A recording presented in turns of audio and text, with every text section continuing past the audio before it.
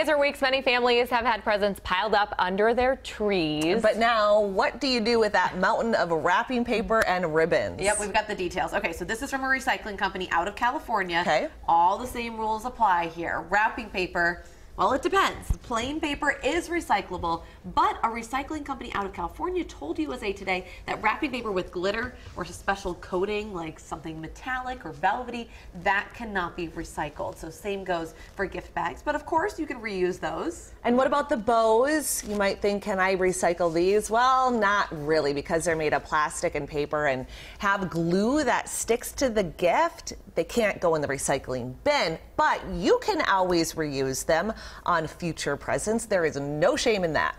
Ribbons. That California recycling company says ribbons can shut down an entire recycling operation. Yes, so listen up. Ribbons, plastic bags, twine, and other stringing items wrap around the machines.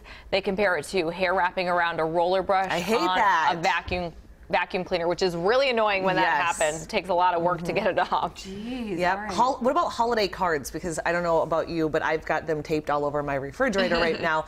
You can sort of recycle them. It depends. The shiny photo cards, those just need to go in the trash. The same with ones with metallic or lots of glitter on them. Plain cards, they can go into the recycling bin. Okay, and then boxes, of course, online purchases make up nearly 10% of all U.S. retail sales. So that means there's a lot of boxes out there. I'm sure you have them piled up in your house, maybe if you opened a gift last night. Cardboard, of course, is totally recyclable.